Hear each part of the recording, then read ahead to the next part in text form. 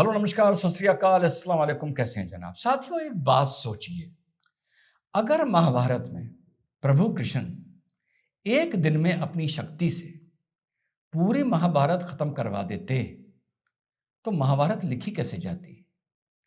दूसरी बात सामने आती है, अगर मर्यादा पुरुषोत्तम राम अपनी शक्तियों से रावण का वध एक ही दिन या पहले दिन ही कर देते तो फिर सवाल उठता है कि जो लंका का पूरा अध्याय है वो लिखा कैसे जाता। आज के इस वीडियो को आप इस बात से जोड़ भी सकते हैं और नहीं भी जोड़ सकते हैं, मैं इस पर कोई कमेंट नहीं कर रहा हूं। बात करते हैं यूएस, इजराइल और ईरान की जंग की। साथियों, एक गलती बहुत बड़ी ईरान ने कर दी है। मीडिया, सोशल मीडिया इसको वाह वाह करके दिखा रहा है, पर मैं चीजों को बड़ी दूसरे नजरिए से देखता हूं। यही गलती ईरान ने 12 डे वॉर में की थी, जब हमास के आतंकियों ने 1200-1500 बेगुनाह इजरायलियों को, बच्चों को, महिलाओं को, बुजुर्गों को मारा था, अगवा किया था, बलात्कार किया था, अधनग्न करके अपनी गाजा की सड़कों पर घुमाया था। क्या की है ईरान ने अब गलती?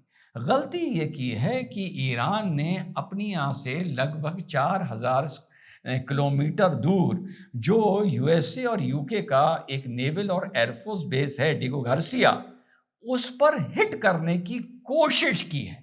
ये कोशिश ही बहुत बड़ी गलती है जो एक बार ईरान ने पुनः कर दी है और यूएसए को दुनिया को दिखाने के लिए एक मौका दे दिया है। पैगाम ईरान देना चाहता था कि देखो हम कहां तक हिट कर सकते हैं, पर लोग इतना नहीं सोच पाते।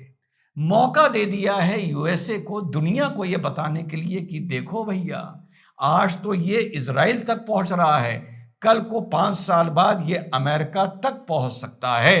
कितना खतरनाक आदमी है ये, और इसको खत्म करना अब अमेरिका के अस्तित्व के लिए भी उतना ही महत्वपूर्ण हो गया है जितना इजराइल को लेके। अब 12 डे वॉर की क्यों बात आई? 12 डे वॉर की यह बात आई कि इजराइल पूरी दुनिया से यह कह रहा था कि मुझे अपने पश्चिमी तट यानी गाजा से खतरा है, मेरे अस्तित्व के लिए मैं लड़ रहा हूं।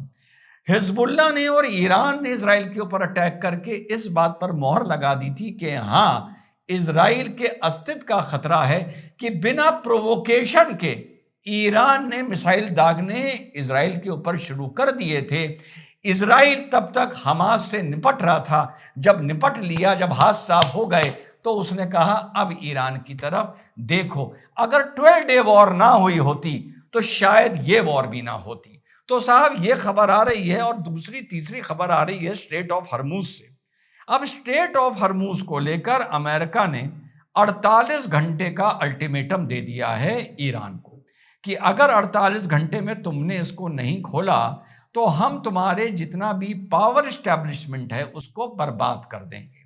पावर एस्टैब्लिशमेंट बिजली के साथ साथ ईरान के पानी से सीधे जाके जुड़ता है, क्योंकि ईरान में पानी की किल्लत है और डिसैलिनेशन प्लांट्स वहां पर समंदर के खारे पानी को मीठा पानी यानी पीने का पानी बनाते हैं।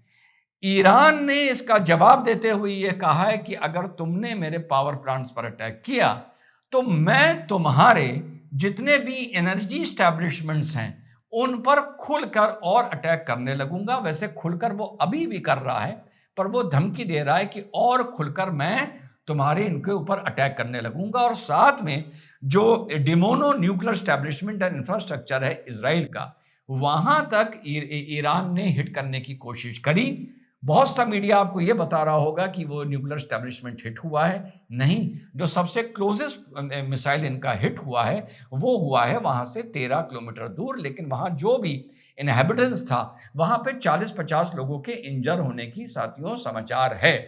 अब जो ईरान कह रहा है मैं तुम्हारे तुम्हारी एनर्जी स्टैब्लिशमेंट हिट करूंगा, किसके करेगा?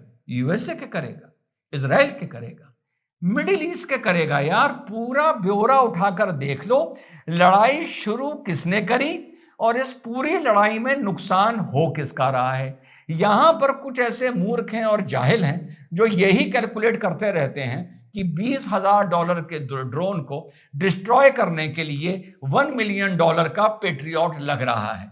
अरे वो $1 मिलियन कहां से आ रहा है, कभी सोचा है? बेटा वो $1 मिलियन का जो पेट्रियट फिलहाल लग रहा है या एरो जो लग रहा है, वो भी मिडिल ईस्ट का तेल का ही पैसा है। नंबर 1। नंबर 2, यहां लोगों को यही नहीं पता कि इन कंट्रीज के वॉर बजट्स होते कितने हैं। इन लोगों को सिर्फ ये कैलकुलेशन आती है 20,000 का ये तो 1 मिलियन का ये।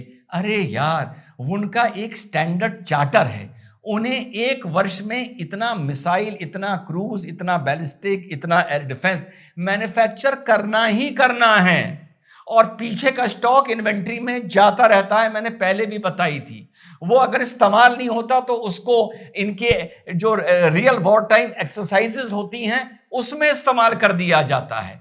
तो उनके जो बजट है, उनकी जो मैन्युफैक्चरिंग साइकिल है, ये इंसान की या एनालिस्ट की जहालत है ये कहना कि साहब उनका इतने मिलियन डॉलर का ये वेपन यूज हो रहा है। उनकी जेब में पैसा है, उनमें दम है, वो उसे इस इस्तेमाल से इस्तेमाल करते हैं। तुम्हारी जेब में जितना पैसा है, जितना दम है, तुम उसे अपने हिसाब से इस्तेमाल करते हो। तो अब यह देखना है कि जो 48 घंटे का अल्टीमेटम ईरान को दिया है, 48 या 72 घंटे बाद ये क्या रंग रूप दिखाता है। साथ साथ लैंड ऑपरेशन की खबरें आनी अब काफी पक्की लग रही हैं।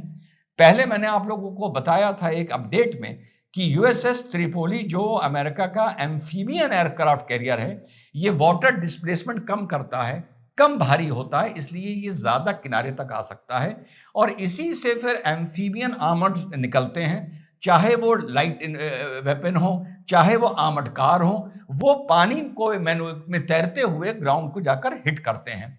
तो ये चीज अब, और साथ साथ इसमें डेविल डॉग्स एट वॉर, इनका बहुत ही इलीट कमांडो यूनिट्स हैं, वर्ल्ड वॉर 1 के हैं, अपने एग्रेसिवनेस के लिए, अपने फायर पावर, अपने फाइटिंग पावर के लिए जाने जाते हैं।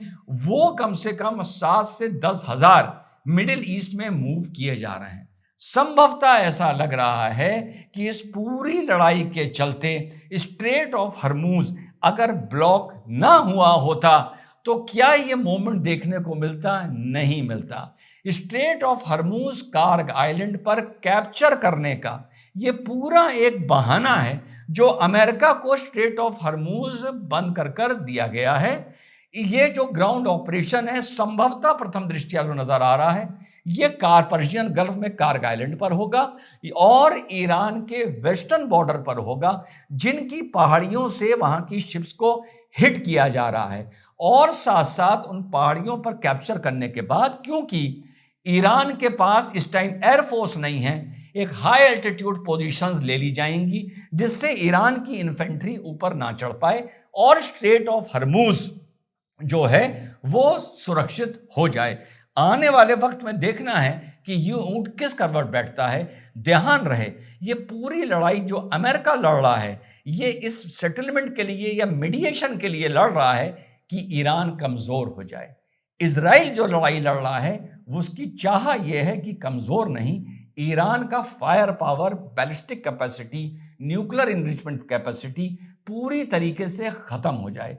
देखना यह है कि लड़ाई एंड जाकर होती कहां है, पर एक अजीब चीज देखने को मिल रही है कि ईरान की सड़कों पर anti establishment, anti Islamic regime protest नजर नहीं आ रहे हैं। फिलहाल जितना भी डेटा बाहर आ रहा है, वो क्यों नहीं आ रहे हैं ये सबको पता है, जनवरी में जो हाल हुआ था।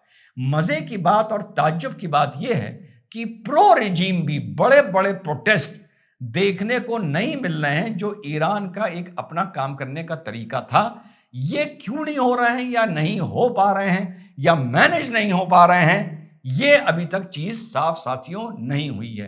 तो जो शुरू में एक बात बोली थी वही बात अब बोल रहा हूं कि अमेरिका और इजराइल को आप अगर पूरा ब्रॉड देखें, कोई गैस और कोई ऑयल का नुकसान नहीं हो रहा है। बस इतना है कि अगर ये लड़ाई बढ़ गई तो अरब नेशन और अमेरिका से वेपन्स के ऑर्डर देने लगेंगे, जिसके चलते अमेरिका और इजराइल का, विशेषतर अमेरिका का फायदा होगा। और दूसरा आप देखिएगा, इस लड़ाई के चलते अगर और ये बढ़ती है, मिडिल ईस्ट में इजराइल का हथियार ऑफिशियली पहुंचने लगेगा जो अभी तक नहीं पहुंचता था, यानी डायरेक्ट ऑर्डर से पहुंचने लगेगा। अमेरिका और इजराइल को पता है किस दिन उन्हें क्या करना है। जय हिंद, वंदे मातरम, खुदा।